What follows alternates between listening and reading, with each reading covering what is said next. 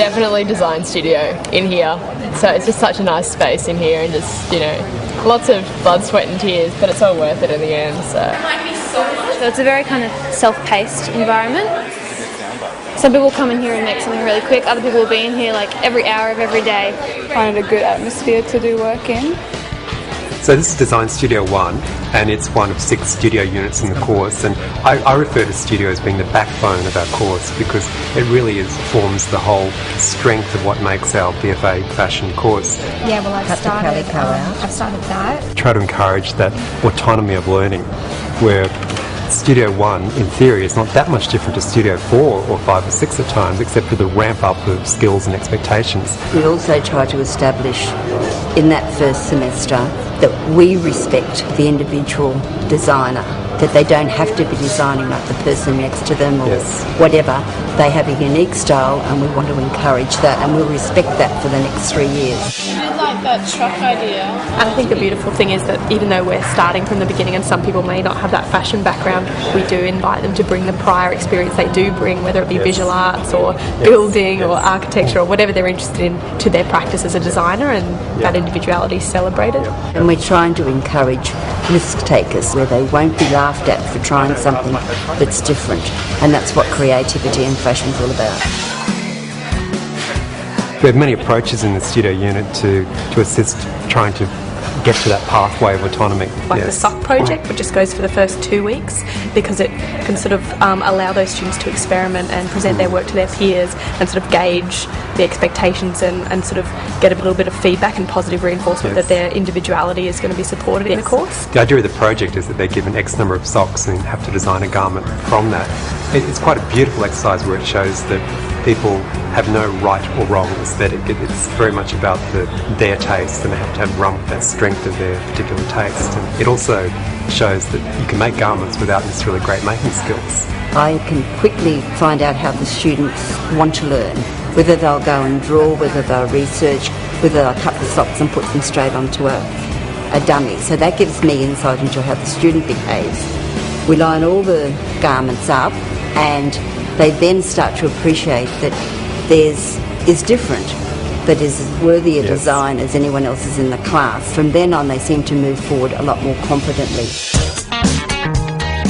A lot of us work here after hours as well. You get to come in here and work with like a lot of friends, and you can kind of like bounce ideas with people. I find being in a creative environment is just so much more inspiring. We have a very open access policy in our studio here, which works superbly well, because most of the learning could be argued that actually happens outside class, with third years helping first years, and very much peer-to-peer within each class. As well as that, it's kind of a family, isn't it, too? So it's important to get to know your peers. You'll be with them for a long time. They'll be your support network, so actually coming to class and engaging with them is really important. And is it just self-learn? It's We also in the course have many points where they can expose their work in industry settings. We have industry guest speakers come in, we have industry practitioners on panels. Those of you that have the ability to interpret the commercial reality with what you do will be successful. So we very much embed industry alignment and real-world teaching in our course and studio. We put so much effort and time into these presentations, but you wouldn't do it unless you loved it. I feel our course, the way we've structured the assessment, having a design presentation, then a sample review and a final presentation, really mimics how industry would work with the development of sample creation. We are very prescriptive in what we ask them to do, but in that prescriptive, there's a really openness that comes. But you're happy with sort of the unevenness of the... Yeah, that's what I was sort of... Yeah, cool. There's no rights or wrongs in this. It's your taste. It's your style. Challenge of trying to find a balance between allowing students to run very much with their own aesthetic, own needs, but still have a structure. We encourage them to be reflective about that project and think about how they actually worked, so they can start to know themselves and their process. We've got tutors that are always available for us to ask questions. You can spend all day with a tutor kind of helping problem solving. They actually get formative feedback constantly. Although they often don't realise it's formative feedback, they're getting formative feedback more than any other unit they possibly could get. Yeah, I feel it's a very personal approach we have with students, because we have relatively small cohorts within the BFA of Fashion, that we have a very intimate experience for feedback about the course. Why don't you just talk about some of the background to digital printing? Fashion changes all the time, so you have to change your teaching, what you're offering the students on a regular basis to meet those demands of industry. In the evaluation of assessment for studio units, we're always improving or trying to find a better model. We can't sit back and say, this has worked this year and we'll still be doing that in 5 years.